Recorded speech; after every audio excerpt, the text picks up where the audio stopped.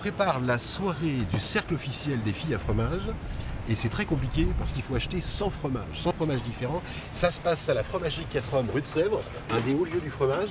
Et on va demander tout de suite à Marie 4 hommes, une fille à fromage légendaire, comment ça se passe pour les filles à fromage. Tu vas bien? Super. Marie, est-ce que les filles aiment les fromages? Ah oui, ça je confirme. Elles n'ont pas peur de tout ce qu'on raconte sur les fromages? Et finalement de moins en moins. Oui, tout à fait. Alors c'est vrai qu'il y a une certaine partie de la population féminine qui demande un petit peu la quantité de matière grasse dans tel ou tel fromage, particulièrement à l'approche de l'été, en pensant au maillot de bain, si tu veux. Mais c'est vrai qu'il ne faut pas croire que parce qu'on est une femme, on n'aime pas les fromages qui sentent, les fromages qui ont du goût, qui ont de la puissance, qui ont de l'âge. Enfin vraiment, faut pas penser ça. On peut être une femme belle et sexy et moderne en aimant les fromages. Absolument. Vous avez combien d'appellations ici? On a à peu près entre 220 et 240 sortes, tu vois, approximativement. D'accord, donc ça fait du monde. Hein. Ça fait pas mal de monde. Alors pour cette soirée filles à fromage, on a pris par exemple du Mont d'Or. Oui. Est-ce que vous avez des personnalités, des clients qui sont fans de Mont d'Or? Personnalité, je vais avoir du mal à trouver des noms. Par contre, des fans, oui. C'est-à-dire qu'il y a véritablement, chez les filles en particulier, celles qui attendent le début de la saison du Mont d'Or, et quand ils rentrent dans la boutique, c'est une des raisons pour lesquelles tu vois, t'arrives, c'est là-dessus.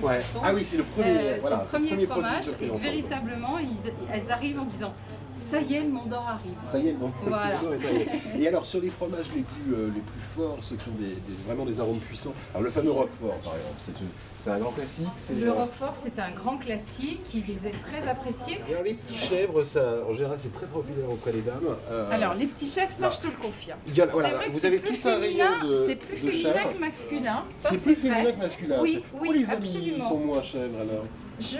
J'aurais du mal à te donner une réponse, mais c'est vrai que... C'est la fraîcheur peut-être. Peut-être que c'est la fraîcheur, c'est la finesse. Alors je ne veux pas me mettre à dos la jante masculine, mais c'est vrai qu'il y a une délicatesse, il y a une souplesse de pâte sur certains, qui plaisent souvent plus aux dames. Quel est pour vous le fromage le plus féminin?